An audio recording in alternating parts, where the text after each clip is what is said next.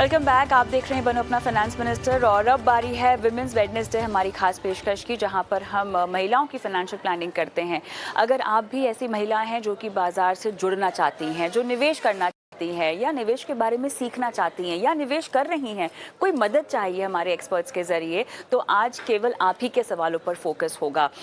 झटपट से तरीका बता देते हैं कि आपको अपने सवाल हम तक कैसे पहुंचाने हैं, क्योंकि एक व्हाट्सएप नंबर है। अगर आप कंफर्टेबल हो तो व्हाट्सएप नंबर को नोट डाउन कर लीजिए और अपने सवाल वहां तक पहुंचा दीजिए इस व्हाट्सएप नंबर के जरिए।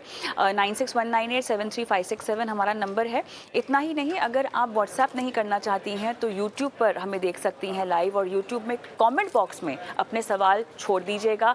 हम आपकी लाइव फाइनेंशियल प्लानिंग कराएंगे और आपके सवालों को एक्सपर्ट्स को भेजेंगे, जो कि लाइव आपके सवालों के जवाब आपको देंगे। और आज एक्सपर्ट्स के तौर पे हमारे साथ निसरीन मामा जी जुड़ गई हैं मनीवर्क फाइनेंशियल सर्विसेज से। निसरीन, बहुत बहुत स्वागत है आपका विमेंस वेडनेसडे में। और महिला दर्शकों के सवालों के जवाब लेना शुरू करते हैं। यूट्यूब पर से स्वर्णलता ने अपना सवाल हमें भेजा है। ओडिशा में रहती हैं स्वर्णलता नंदा, इनकी उम्र 33 साल की है, हाउसवाइफ हैं ये। और बेटे की उम्र इन्होंने बताई है अपनी, 6 साल का इनका बेटा है।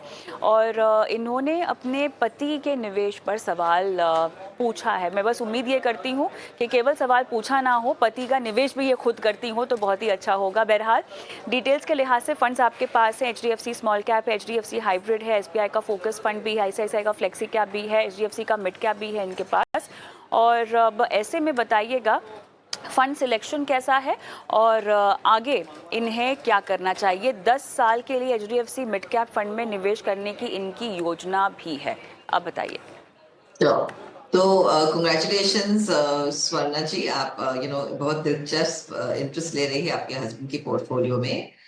आपकी सवाल है कि आप 1000 rupees ICICI prudential flexi cap fund में SIP कर रहे हैं। इसमें आपको कंटिन्यू डेफिनेटली करना चाहिए।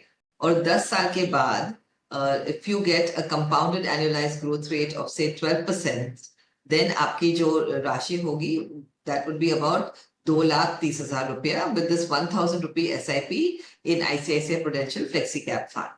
आपका सवाल है कि आपको इमरजेंसी फंड भी करना है। इसके लिए हम आपको सजेस्ट करते हैं either ICICI Prudential equity savings fund या PGIM, Pramerica of India equity savings fund.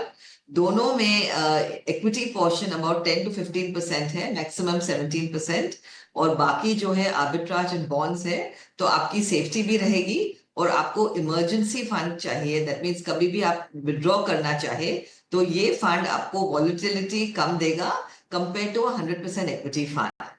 आपका दूसरा सवाल है कि आपके हस्बैंड के पोर्टफोलियो में आप SIP कर रहे हैं HDFC small cap fund, HDFC hybrid fund and SBI focus fund. ये आप कंटिन्यू कीजिए। टोटल अमाउंट है 5,000 रुपीज और आप करना चाह रहे हैं 10 साल के लिए।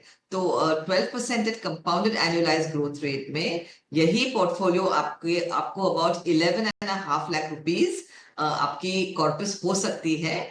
5,000 SIP पे 12% कंपाउंडेड एनुअलाइज्ड ग्रोथ रेट मिले तो आपको डेफिनेटली 11.5 लाख रुपीज मिलेगी।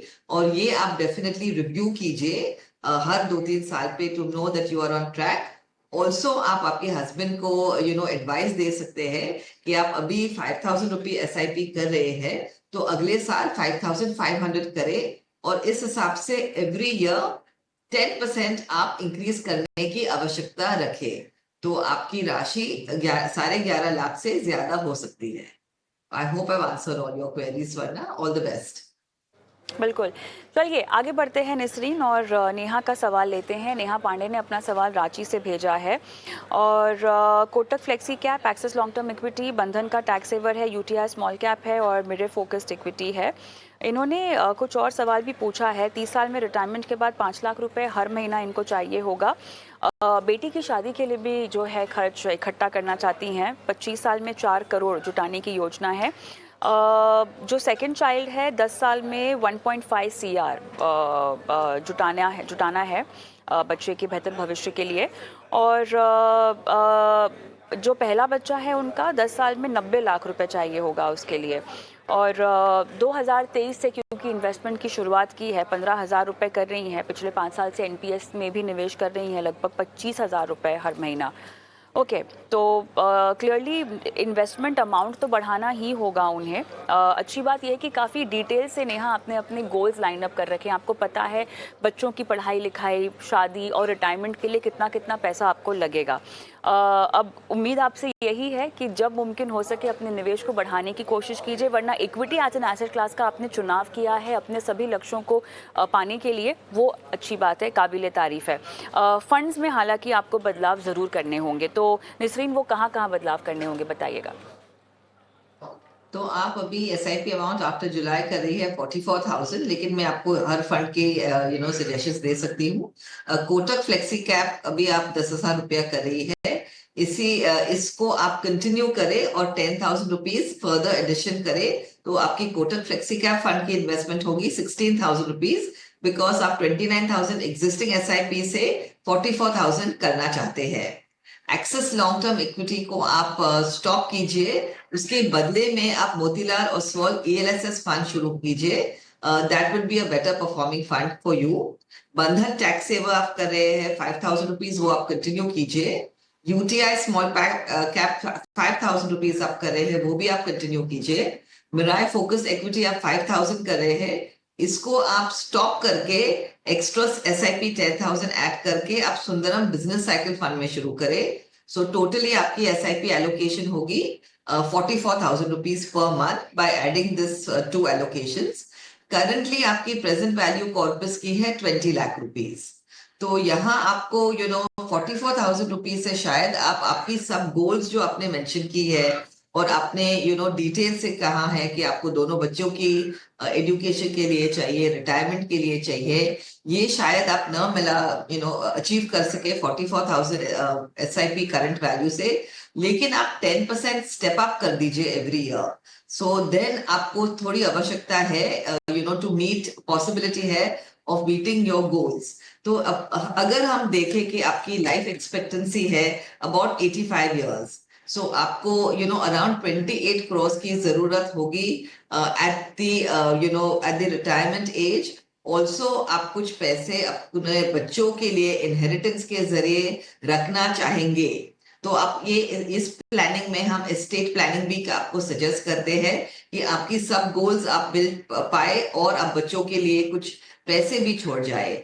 इसके लिए आपको 28 करोड़ की जरूरत होगी, और ये करंट वैल्यू आज की अबाउट 5.5 करोड़ की वैल्यूएशन है।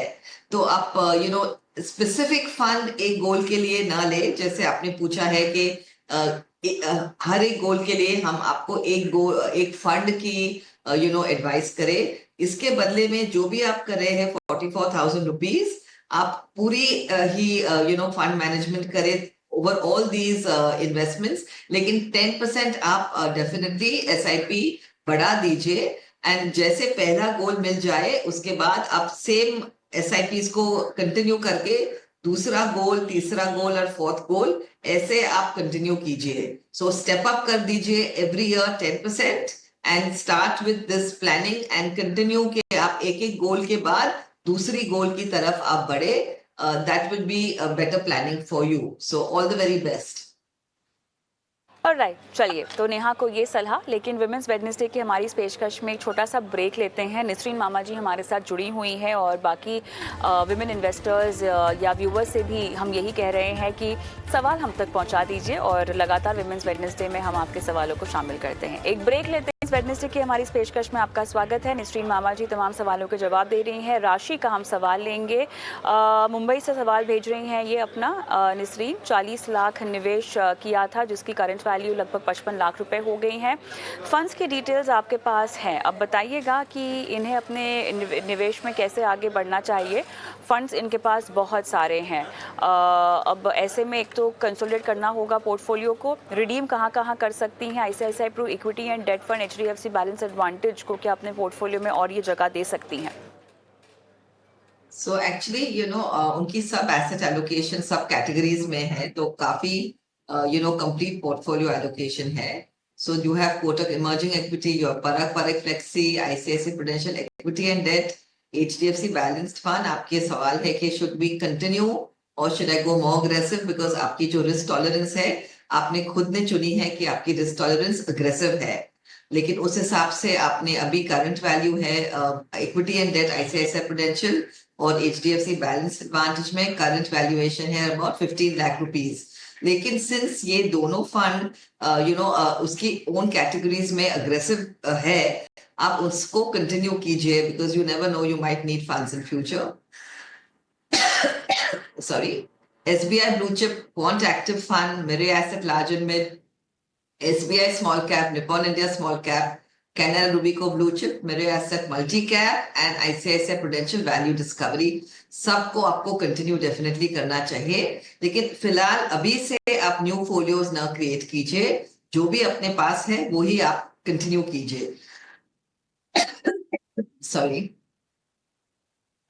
future value after 4 years at जी about 12% will be about जी 86.5 lakhs. Okay okay. चलिए निश्चित, मेरे ख्याल से आप थोड़ा सा पानी सिप कर लीजिए।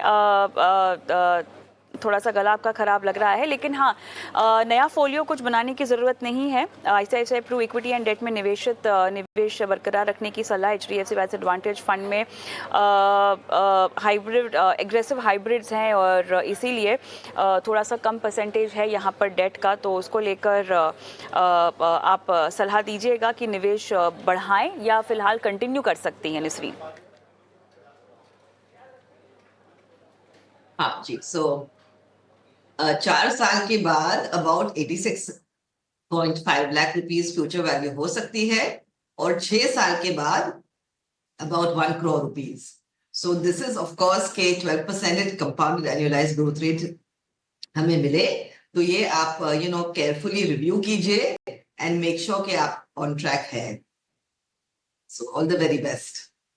राइट, चलिए अगला सवाल हर्षिता का हम लेंगे। हर्षिता, उम्र इनकी केवल 25 साल की है और कंग्रेचुलेशंस, 25 साल की उम्र में आपका जो पोर्टफोलियो है वो बहुत बड़ा है। इनके भी पास 10 फंड्स हैं निस्रीन, और सभी में 2000 से लेके 1500 तक की ये एसआईपी कर रही हैं। अब जो है, कहाँ बताइए बदलाव इनको करना होगा। 15 साल में 40 लाख रुपए जुटाने हैं और अब ऐसे में बड़ी बहन के लिए 3 म्यूचुअल फंड्स में 6000 रुपये हर महीना एसआईपी के ज़रिए भी ये निवेश कर रही हैं। श्योर। सो जो आपने हर्षिता काफी कंसोलिडेटेड पोर्टफोलियो है आपके पास।